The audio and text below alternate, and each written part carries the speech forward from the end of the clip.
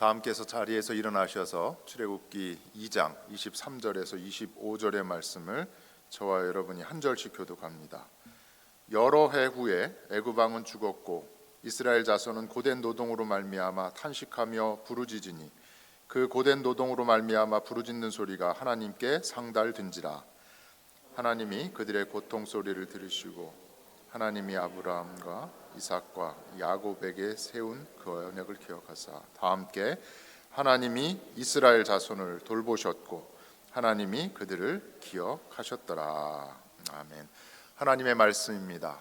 말씀을 주신 하나님께 감사드립니다.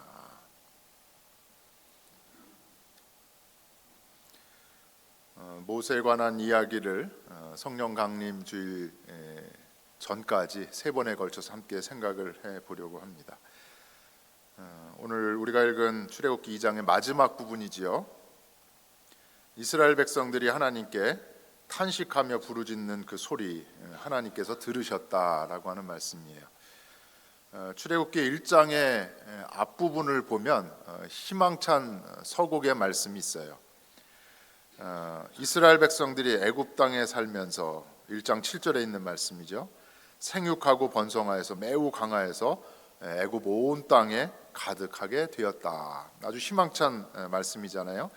그런데 곧 이어지는 말씀은 조금 상황이 달라집니다. 1장 8절의 말씀인데 요셉을 알지 못하는 새 왕이 일어나서 애굽을 다스렸다. 이스라엘 민족이 생육하고 번성해서 큰 민족을 이루어가고 있는데 예전에 애굽의 총리였던 그 요셉의 때, 근데 그 요셉을 알지 못하는 새 왕이 세워지게 되는 과정, 무엇인가 불운한 그러한 느낌이 오지요. 세월이 흘러가면서 이스라엘 민족의 그 번성은 애굽이라고 하는 이 나라의 입장에서는 매우 위협적인 것이었습니다. 그래서 바로 왕은 이스라엘 백성들에게 고된 노동을 시키면서 이스라엘 백성은 애굽에서 노예 상태로 살게 된 것이지요. 400여 년이 지난 시점에서 이스라엘 백성들에게는 고난 가운데 하나님께 부르짖을 수밖에 없었다, 탄식할 수밖에 없었다라는 겁니다. 이스라엘의 고난의 상황을 보여주는 한 이야기가 오늘 우리가 함께 생각해 볼 출애굽기 2장의 모세의 이야기입니다. 모세가 태어나는 과정, 그리고 40세가 되는 그 성인이 되는 그 과정, 그 과정을 통해서 고난 중에 있는 이스라엘 민족을 향한 하나님의 그 마음이 어떠한가를 오늘 모세의 생애를 통해서 함께 생각을 해보고자 합니다. 출애굽기 2장 앞부분에는 우리가 읽지 않았지만 모세의 출생 이야기가 나오죠. 매우 유명한 이야기잖아요. 영화로도 많이 만들어진 내용들입니다. 매우 드라마틱한 이야기인데 생각해 보면 평범한 이야기인 것 같지만 우연이 아니라 하나님이 개입하셨구나, 하나하나 하나님의 섭리가 하나님의 뜻이 담겨 있다라는 것을 알 수 있습니다. 레위 가족 중에 한 사람이 레위 여자에게 장가를 들어 아들을 낳았는데 아주 잘생긴 아들이었다라는 겁니다. 뭐 자식을 낳으면 다 예쁘잖아요. 근데 오늘 성경에는 특별히 잘생겼다. 이 주석을 보면 이 잘생겼다고 하는 표현이 창세기 앞부분에 나오는 보시기에 좋았더라, 그 표현하고 동일한 표현이라는 겁니다. 못생겼으면 그냥 버렸을까요? 어쨌거나 잘생긴 아들이 태어났다라는 겁니다. 석 달을 숨기다가 더 이상 이제 아기가 울고 하니까 숨길 수 없는 상황이 되자 갈대 상자에 담아서 나일 강가의 갈대 사이에 그 잘생긴 아기를 두게 되는 것입니다. 태어나면서부터 모세는 나일 강에 던져진 인생을 시작하게 된 것입니다. 그런데 물에 던져진 모세를 건져내기 위해서 쓰임받은 세 명의 여인이 여기 등장을 합니다. 모세의 누이 미리암이 있고요, 또 나일강에 목욕을 하러 나온 바로 왕의 딸 공주가 있습니다. 그리고 마지막으로 모세를 낳은 어머니 요게벳이 있는 것이죠. 세 여인의 이야기도 매우 드라마틱합니다. 미리암은 어떻게 했어요?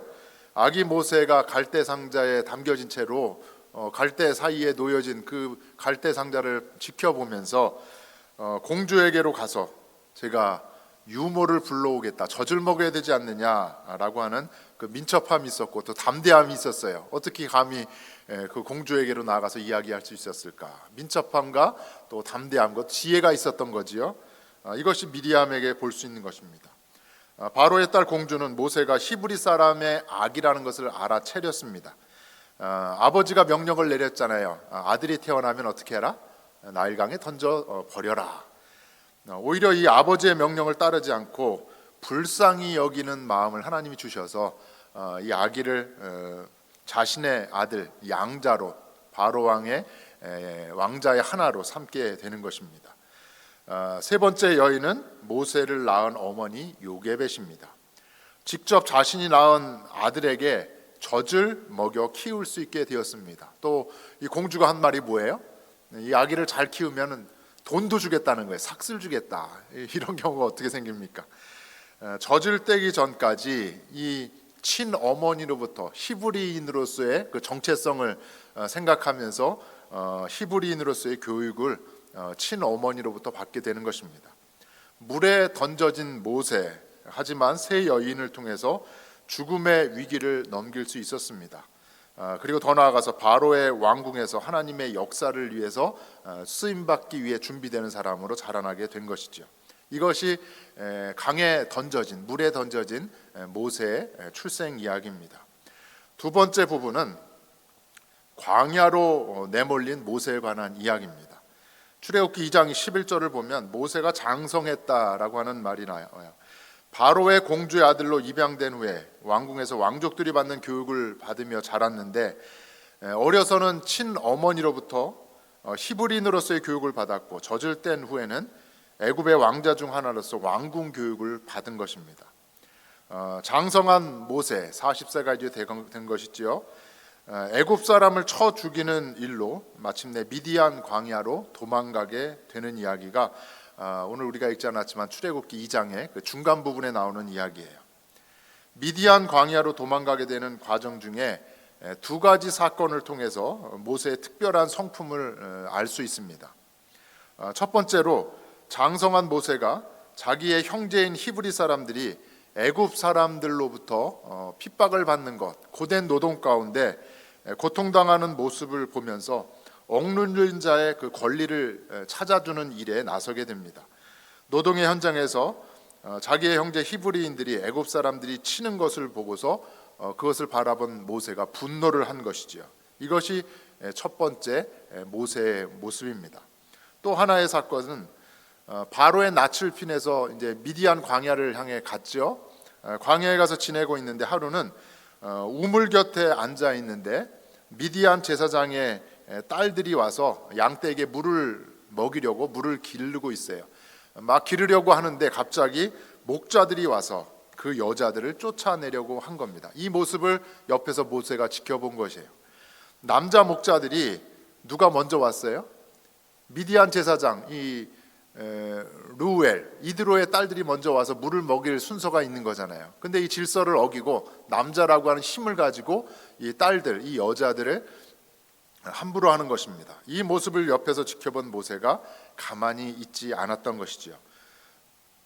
일어나서 불의한 일을 당하고 있는 여자들을 그 목자들로부터 구해주고 물을 길어서 양들에게 먹여주는 이 두 번째 이야기가 모세의 성품을 알 수 있는 두 번째 사건입니다. 이 두 가지 사건을 통해서 모세가 어떤 사람인가, 불의를 보고 모세는 침묵하지 않았다라는 겁니다. 불의 앞에 당당하게 일어나서 정의를 세우는데 앞장선 사람이 모세라는 것이죠. 이러한 사건으로 인해서 결국 모세가 미디안 광야로 던져지게 된 것입니다. 이러한 모세를 향해서 히브리서 기자가 이렇게 모세를 평가했습니다. 히브리서 11장 25절에 있는 말씀이에요. 우리 함께 읽겠습니다. 하나님의 백성과 함께 고난받기를 잠시 나약의 낙을 누리는 것보다 더 좋아했다. 왕궁에서의 편안한 삶이 아니라 고통 중에 살아가는 자기의 동포들과 함께하는 것을 모세는 선택을 했다라는 것입니다. 마침내 모세는 믿음으로 애굽을 떠나 바로의 낯을 피해서 광야로 던져지게 된 것입니다. 애굽 왕궁에서의 평안한 삶이 아니라 광야의 고된 여정을 걷게 된 모세의 인생입니다. 이 일로 모세는 미디안 제사장 루엘의 집에 머물게 되었고, 이 루엘은 자기의 딸 십보라를 모세의 아내로 주었습니다. 이어지는 말씀을 보니까 모세가 십보라와 함께 이제 아들을 낳았는데 그 아들의 이름을 게르솜이다라고 지었다라는 겁니다. 게르솜이라고 하는 이름의 뜻이 있어요. 무엇이에요? 나그네라고 하는 이름의 뜻입니다. 나그네는 편안하게 있을 공간이 없는 거죠. 누군가의 돌봄을 받아야 된다. 게르솜이라고 아들의 이름을 지은 모세의 그 마음이 거기에 담겨 있는 겁니다. 내가 태어날 때부터 나그네 인생을 살고 있구나. 앞서 말씀을 드렸지만 모세는 2번 던져짐을 당했습니다. 첫 번째는 갓난아기 시절 태어나자마자 어디에? 나일강에 던져졌고, 40살이 된 성인이 된 때에는 두 번째로 미디안 광야에 던져졌습니다. 출생부터 성인이 되기까지 나그네 인생을 살기 시작하고 나그네 인생을 살아간 사람이 바로 모세라는 것입니다. 생각해 보세요. 모세는 히브리인으로 태어났지만 히브리인도 아니고 왕궁에서 왕자로 자랐지만 애굽 사람도 아닌 어정쩡한 인생인 겁니다. 왕궁에 살면서는 애굽 사람들로부터 그리고 다른 왕자들로부터 따돌림을 당했을 거예요. 너는 히브리인 아니냐. 왕자로 살아가고 있지만 히브리인이기 때문에 인정을 받지 못한 모세. 한편은 히브리 사람들에게는 또 어떻게 취급을 당했어요? 바로의 왕자로 왕궁에 살고 있는 사람이기 때문에 이 모세를 같은 동족으로 같은 동포로 여기지 않았던 것입니다. 그래서 미디안 땅에서 루엘의 딸들을 만났을 때 그 딸들이 아버지에게 와서 아버지가 아니 어떻게 이렇게 일찍 왔느냐 했더니 이 딸들이 아버지 루엘에게 이렇게 이야기를 합니다. 우리가 우물가에서 한 애굽 사람을 만났다. 그가 우리를 이렇게 구원해 주었다. 누구를 만났다고요? 애굽 사람. 같은 히브리인임에도 불구하고 이 미디안 제사장의 딸들은 우리가 한 애굽 사람을 만났다라고 이야기를 한 것입니다. 모세는 이 두 가지 상황 속에서 이쪽도 아니고 저쪽도 아닌 나그네 인생을 살아가는 모세의 그런 고민 가운데 살아간 모습인 것입니다. 그래서 미디안 땅에 던져진 모세가 아들을 낳았을 때 그 이름을 자신의 처지와 같은 게르솜이다, 나그네다라고 한 것이지요. 그 이름에 담겨 있는 것, 모세가 얼마나 고통 가운데 살았는지, 얼마나 많은 고민을 했는지를 게르솜이라고 하는 이름을 통해서 알 수 있는 것입니다. 그런데 출애굽기의 이 드라마틱한 출생 이야기, 성장 이야기 다음에 출애굽기 2장은 마지막으로 어떻게 마무리를 합니까? 하나님이 이스라엘 역사에 개입하시는 거로 마무리가 되고 있습니다. 23절에 있는 말씀이에요. 우리 함께 한 목소리로 읽겠습니다. 이스라엘 자손은 고된 노동으로 말미암아 탄식하며 부르짖으니 그 고된 노동으로 말미암아 부르짖는 소리가 하나님께 상달되었다. 이스라엘 백성이 고통 가운데 부르짖는 그 소리 하나님께 상달되었고 하나님께서 그 고통의 소리를 들으셨다라는 것입니다. 고향을 떠나서 애굽에 거주한 지 이스라엘 민족이 400여 년이 되어가는 나그네 인생을 이스라엘 민족이 살아가고 있는데 그 이스라엘 백성들 하나님 앞에 고통 중에 부르짖을 수밖에 없었다라는 거죠. 나그네 인생을 산 모세와 같이 400여 년 애굽 땅에서 나그네 인생을 살아간 이스라엘 민족의 모습입니다. 오늘 우리가 읽은 본문의 말씀은 부르짖는 자들을 돌보시는 하나님을 소개하고 있습니다. 고된 노동으로 고통 중에 부르짖는 이스라엘 백성들의 그 탄식을 하나님께서 들으시고 돌보셨다라는 것입니다. 창세기를 보면 하나님께서 고통 중에 부르짖는 그 사람들을 돌보시는 것을 볼 수 있습니다. 창세기 21장을 보면 이삭을 낳은 후에 사라가 아브라함의 첩이죠 하갈과 그의 아들 이스마엘을 브엘세바 광야로 내쫓는 이야기가 창세기 21장에 있습니다. 주인으로부터 쫓겨나서 광야를 헤매며 가죽 부대에 물이 떨어져서 마실 물이 없는 상황이 되자 목숨의 죽음의 위협을 받는 가운데 하갈과 이스마엘이 할 수 있는 것은 무엇이었어요? 하나님을 향하여 부르짖는 것입니다. 우리를 살려달라, 먹을 물을 달라. 창세기 21장 17절에 이러한 말씀이 있습니다. 이 부르짖음 가운데 하나님이 그 어린아이의 소리를 어떻게 하셨다? 들으셨다. 나그네 인생을 살아가던 브엘세바 광야를 헤매던 하갈과 이스마엘을 하나님께서 돌보시는 역사가 창세기 21장의 말씀인 것입니다. 이와 같이 하나님은 고통 중에 부르짖는 자들의 그 통곡을 외면하지 않으시는 분입니다. 신명기 26장 7절과 8절을 보면 이러한 말씀이 있어요. 우리가 우리 조상의 하나님 여호와께 부르짖었더니 여호와께서 우리의 음성을 들으시고 우리의 고통과 신고와 압제를 보시고 여호와께서 강한 손과 편팔과 그 위엄과 이적과 기사로 우리를 애굽에서 인도하여 내셨다. 모세가 이제 가나안 입성을 앞둔 상황에서 2세대와 3세대 자녀들에게 꼭 기억해야 할 한 가지가 있다. 그것을 다시 한번 들려준 것입니다. 나그네로 애굽에 거주하던 우리의 조상들 고통 가운데 하나님께 부르짖은 결과 하나님께서 우리를 애굽에서 인도해 내셨다. 이것을 잊지 않고 꼭 기억해야 한다라는 모세의 당부의 말씀입니다. 우리가 예수 믿는 자로서 이 땅의 삶을 살아가는 우리 모두에게 있어서 신앙생활을 하는 우리에게 있어서 가장 중요한 것 중에 하나가 바로 부르짖음인 것입니다. 하나님은 부르짖음을 통해서 고통 가운데 있는 당신의 사람들 그 고통을 하나님께서는 바라보시고 하나님께서는 그 고통을 들으시고 고통을 보시는 분인 줄로 믿습니다. 부르짖음이 중요한 이유는 그 부르짖음을 통해서 우리는 하나님과 하나가 될 수 있다라는 겁니다. 하나님께서는 사랑하는 백성들의 부르짖음을 보시고 들으실 뿐만 아니라 그 고통의 자리, 고난의 자리에 함께 내려오셔서 함께 하시는 분입니다. 창세기 46장을 보면 야곱이 나이가 든 야곱이 총리가 되어 있는 그 요셉이 있는 애굽을 향해서 내려가는 이야기가 나옵니다.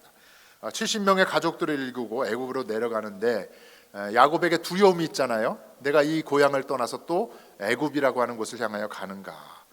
46장 4절에 있는 말씀입니다. 부르짖을 때 하나님이 함께 하신다는 약속의 말씀을 야곱에게 주세요. 내가 너와 함께 애굽으로 내려가겠고. 하나님께서 어떻게 한다고요? 야곱 너와 함께 내가 애굽으로 내려가겠다. 그리고 너를 반드시 인도해서 다시 이 땅으로 돌아오게 하겠다. 고향을 떠나서 요셉이 있는 그 애굽 낯선 땅을 향하여 가고 있지만 두려움을 떨쳐버리라는 겁니다.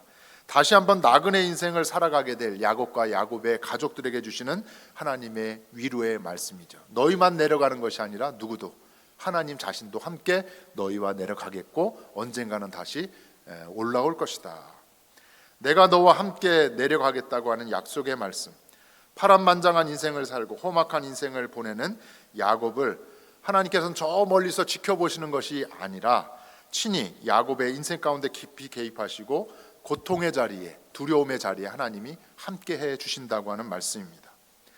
모세는 태어날 때부터 나일강에 던져졌습니다. 성인이 되어서는 정의를 세우는 일에 앞장서다가 미디안 광야에 던져졌습니다. 오늘 본문의 앞부분에는 하나님이 전혀 등장하지 않지요. 나일강에 던져진 상황 가운데도 또 미디안 광야에 던져진 상황 가운데서도 하나님이 등장하지 않지만 고통 중에 또 모세가 부르짖었다고 하는 말씀도 없어요. 그러나 모세의 인생에 나일강에 던져진 그 자리 가운데 그리고 미디안 광야에 던져진 그 자리 가운데 하나님께서는 이미 깊이 모세의 삶에 개입하시고 계신다는 것을 우리가 알 수 있는 것입니다. 나그네 인생을 살아간 모세였지만 하나님은 세 여인을 통하여서 죽음으로부터 건져냄을 받았습니다. 미디안 제사장 르우엘의 가족을 통하여서 미디안 광야에 던져진 삶을 잘 견딜 수가 있었던 것입니다. 이와 같이 하나님께서는 나그네 인생을 살아가는 모세를 친히 함께 하시면서 돌보아 주신 것입니다. 지난주에 저희가 김희근 목사님과 사모님에 관한 이야기를 들었어요. 플로리다 여행을 다녀오시던 중에 플로리다와 조지아의 그 접경 지역인 것 같아요. 애틀란타까지 오시는 데는 한 서너 시간이 더 필요하잖아요. 하이웨이를 70마일 속도로 달리고 있었는데 갑자기 앞에서 팔뚝만한 물체가 날아왔다라는 겁니다. 자동차 앞으로.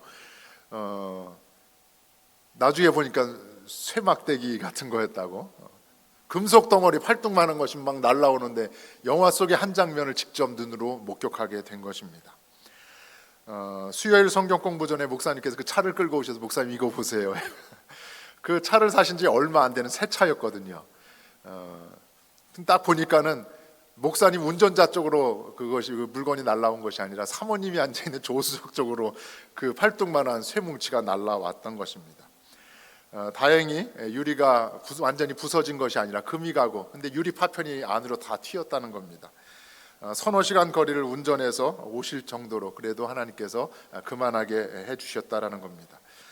생각해 보니까 사고가 발생하는 순간 목사님께서는 계속 핸들을 붙잡고 직진을 했다는 이것이 얼마나 중요한 일이에요. 만약에 그걸 피하기 위해서 핸들을 틀었다고 하면 더 큰 사고가 날 수도 있었던 것이지요.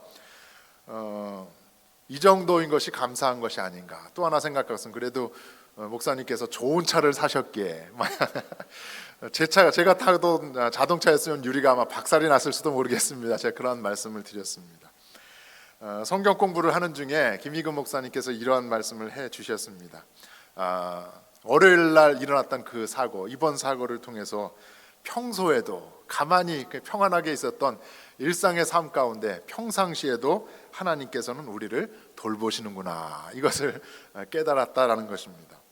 하나님은 힘들 때뿐만 아니라 고통을 당하고 어려울 때뿐만 아니라 평상시에 우리가 언제 어떠한 상황 가운데 있을지라도 하나님께서는 늘 우리와 함께 하시고 우리를 돌보신다. 이것이 김희근 목사님의 마음의 고백이었던 것입니다.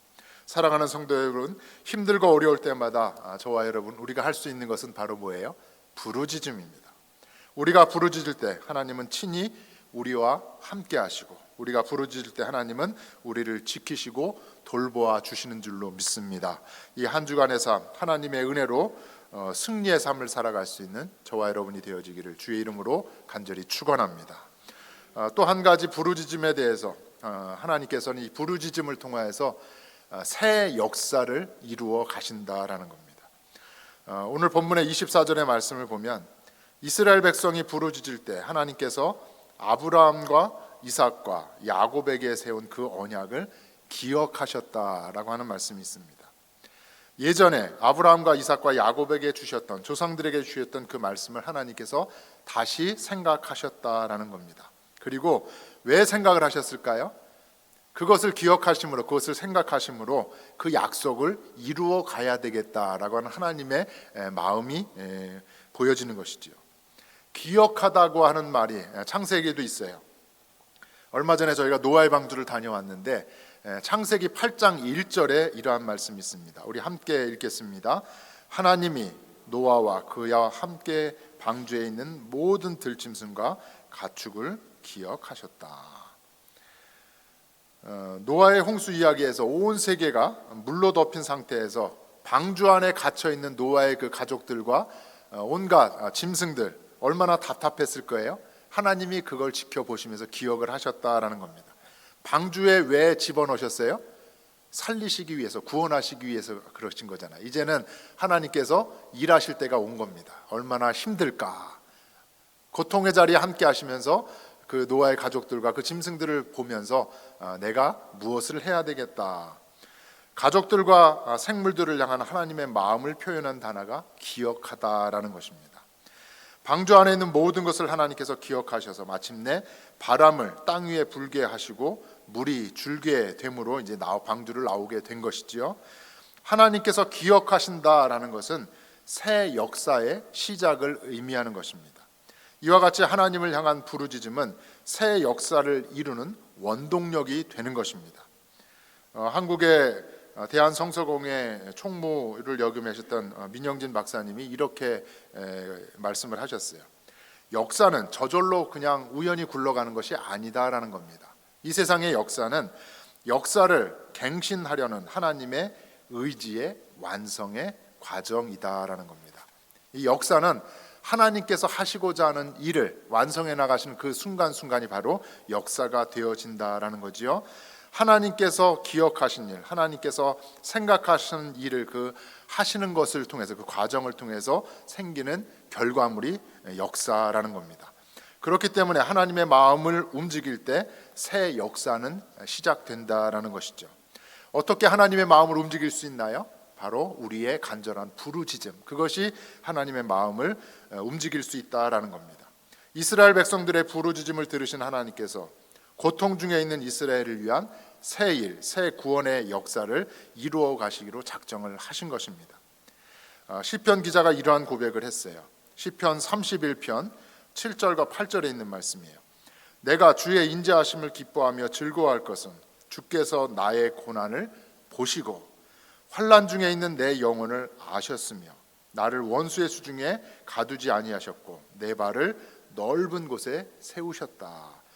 고통 중에, 환난 중에 있는 우리의 영혼을 하나님이 아시고 다 지켜보신 하나님, 원수 수중에 가두지 아니하시고 우리를 어떻게 하셨다? 넓은 곳으로 있게 하셨다. 우리를 넓은 곳에 세우셨다라는 것입니다. 우리가 부르짖을 때 하나님은 우리를 기억하시고 우리를 통하여서 새 일을 행하신다라는 것입니다. 부르짖음으로 하나님의 새 역사를 이뤄간다는 것, 오늘 이스라엘 백성이 모세와 함께 부르짖음을 통해서 하나님의 새 구원의 역사를 이루어간 것처럼 저와 여러분이 오늘 이 말씀을 통해서 부르짖음을 통하여서 하나님의 새 역사를 이루어갈 수 있는 우리 모두가 되어지고 우리 잔스크릭 한인연합감리교회가 되어지기를 주의 이름으로 간절히 축원합니다. 말씀을 마무리하려고 합니다. 모세의 인생을 살펴보았습니다. 또 이스라엘이 400여 년 애굽 땅에서 어떻게 살았는지를 살펴보았습니다. 나그네 인생이었던 겁니다. 이 땅에 던져진, 나일강에 던져진, 그리고 미디안 광야에 던져진, 애굽이라고 한 낯선 땅에 던져진 이스라엘 민족과 모세, 나그네 인생이었지요. 마찬가지로 저와 여러분도 이 땅에 던져진 나그네 인생을 살아가는 존재입니다. 나그네 인생을 살아간 모세와 나그네 삶을 살아간 이스라엘 민족이 고통 가운데 부르짖었을 때 하나님이 함께 하셨습니다. 그리고 그들과 함께 하심으로 그들을 지키시고 돌보셨습니다. 이와 같이 저와 여러분이 부르짖을 때 하나님께서 우리의 부르짖음을 들으시고 우리를 지키시고 돌보아 주실 줄로 믿습니다. 또한 우리가 부르짖을 때 우리를 기억하시고 우리를 통해서, 우리 교회를 통해서 하시고자 하는 그 하나님의 뜻이 있는 줄로 믿습니다. 그래서 저와 여러분을 통해서 우리의 부르짖음을 통해서 하나님께서 새 일을 행하시고 새 역사를 이루어 가실 줄로 믿습니다. 나그네 인생을 살면서 우리의 부르짖음을 통해서 돌보시고 또 우리 부르짖음을 통해서 새 역사를 이루어 가시는 그 하나님의 은혜 아래 이 한 주간의 삶, 또한 평생의 삶, 승리의 삶을 살아갈 수 있는 우리 모두가 되어지기를 주의 이름으로 간절히 축원합니다.